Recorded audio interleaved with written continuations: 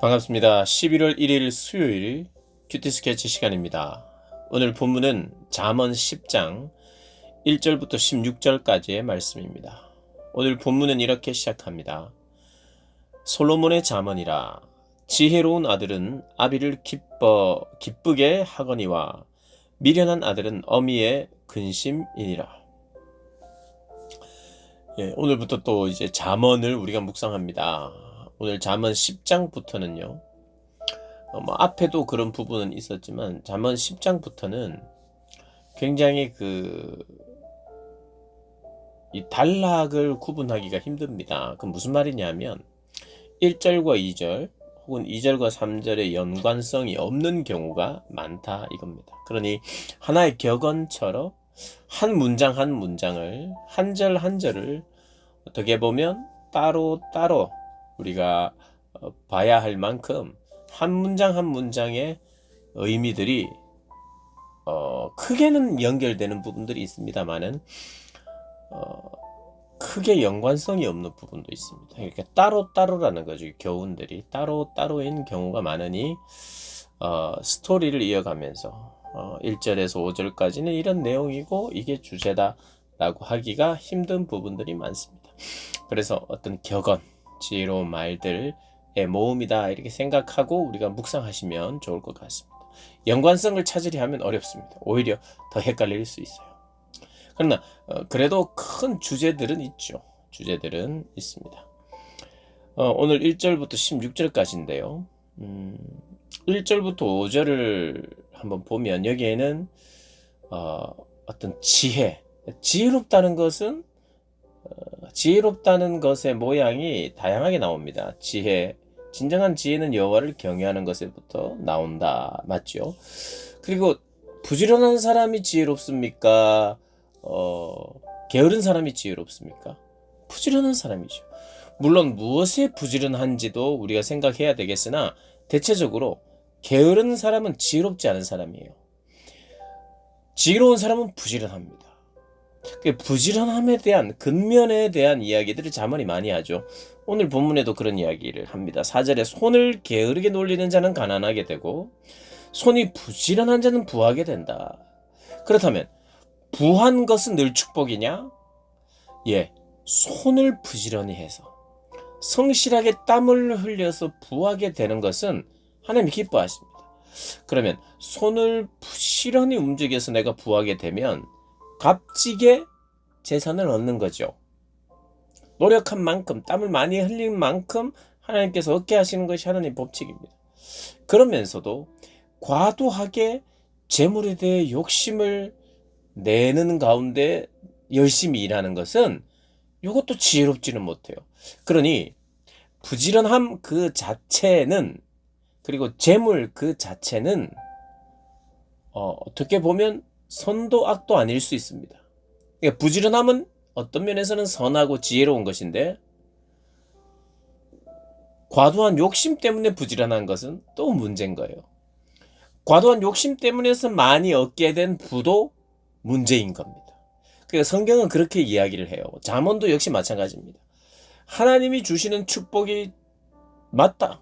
내가 열심히 일할 때에 성실히 일할 때 하나님 많이 주신다.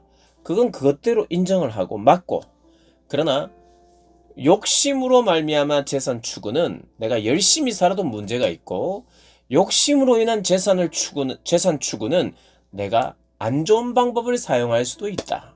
그래서 그 사람이 미련해질 수도 있다. 욕심이 들어가면 지혜롭지 못한 거예요. 욕심이 들어가는 가운데 열심히 산다. 이것도 지혜롭지 못하는 거예요. 욕심이 들어간 가운데 재물을 많이 얻는다. 이것도 지혜롭지 않고 이것도 복이 아니에요.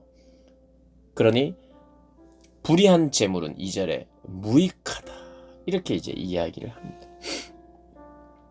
그리고 3절에 여호와께서 의인의 영혼은 줄이지 않게 하시나 악인의 소욕은, 악인의 욕심은 물리치신다. 그래서 부지런함, 지혜로움,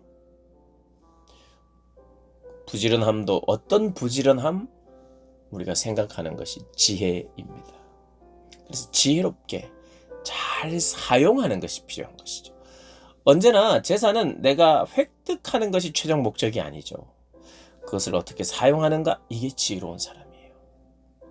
그러니 지혜가 있어야 하고 지혜 안에서 부지런함이 있어야 하며 그런 부지런함 속에서 하나님이 복을 주시며 그 주신 복을 어떻게 사용하느냐, 이게 바로 부지런한 사람입니다.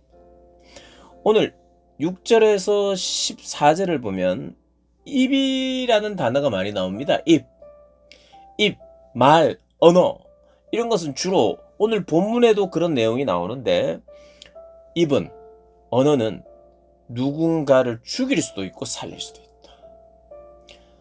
언어에 실수가 많다? 말이 많다? 문제는 뭐냐? 헛된 말을 한다? 주로 남들을 세우고 살리는 말이 아니죠. 헛된 말, 필요 없는 말, 많은 말, 이런 모든 것은 지혜롭지 않게 되면 미련한 거예요.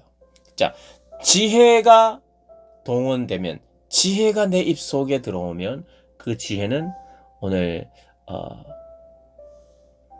몇 절입니까? 11절에 의인의 입은 생명의 샘이라도, 의인, 지혜로운 입은 생명의 샘인데 악인의 입은 독을 머금고 있다는 거예요. 자, 악인은 지혜롭지 못하죠. 지혜롭지 못한 사람들에게 독이 나올 수 있는 거예요. 그래서 이렇게 쭉 보면 6절에 의인의 머리에는 복이지만 악인의 입은 독을 머금었다, 이렇게 이야기하죠. 8절에 보면 입이 미련한 자는 멸망한다. 11절에 의인의 입은 생명의 샘, 악인의 입은 독을 머금었다. 13절에 명철한 자의 입술에는 지혜가 있어도 지혜 없는 자의 등을 위하여는 채찍이 있느니라. 지혜로운 자는 지식을 간직하리거니와 미련한 자의 입은 멸망에 가까우느니라. 다 내용이 다른 내용이지만 그래도 그나마 어떤 뭔가 공통점이나 강조점을 보면 입이에요. 언어예요.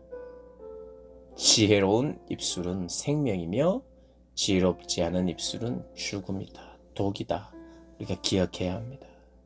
그리고 15, 16절을 보면 부자의 재물은 그의 견고한 성이요 가난한 자의 궁핍은 그의 멸망이니라. 지혜 이런 거 이야기했잖아요. 부자의 재물은 부자가 그의 견고한 성이 된다. 그가 의지하고 그가 쌓아놓는 것이 되면 부자에게도 재물은 문제가 되고, 가난한 자의 궁핍은, 그래서 가난한 자의 궁핍, 지혜롭지 못하고 부지런하지 못해서 궁핍하면 그 자체로 또 멸망인 거예요. 그러니까 이 재물은 가난해도 복이 아니고 하나님이 필요한 만큼 채워주시는 만큼, 그리고 많이 주셨으면 잘 사용해야 되는 것. 그래서 제가 이런 말씀을 자주 드렸습니다만은 새해 복 많이 받으세요, 이 인사보다 새해 복 정말 알맞게 적당하게 받으세요, 이게 좋은 인사다. 그리고 그래야 적당히 있고 알맞게 있어야 이게 복이지. 너무 많아서 그것을 의지한다든지 우상화한다든지 교만해진다든지 하면 지혜롭지 못한 거예요. 그래서 돈이 많을수록 정말 더 지혜로워져야 돼요. 손을 많이 부지런히 움직여서 벌었는데 그게 복인데, 손을 부지런히 움직이는데 너무 많이 벌었다, 이것도 정말 지혜가 필요해요. 왜냐하면 너무 많이 벌면 잘 사용하기 힘든 경우가 생기고 그것이 문제가 되는 거예요. 그게 견고한 성이 되고. 그러니 사실 우리가 엄밀히 따지고 보면 돈이 온 세상에, 그리고 우리의 경험적으로도 돈이 행복을 줄 수 있다는 강력한 그런 바램과 강력한 힘을 믿고 살아가는 게 세상입니다.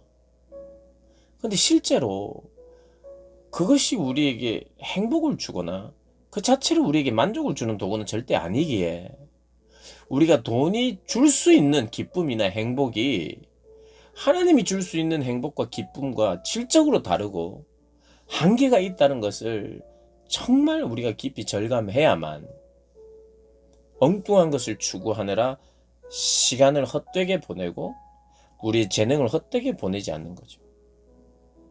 재물 필요하죠. 많아도 잘 쓰면 돼요. 재물이 없으면 불편하잖아요. 그 강력한 것입니다. 그러나 그럼에도 불구하고 그것이 나에게 주는 만족은 언제나 한계가 있고 그것은 오히려 나에게 진짜 안정감을 주지 못한다는 것을 우리가 깨닫게 됩니다.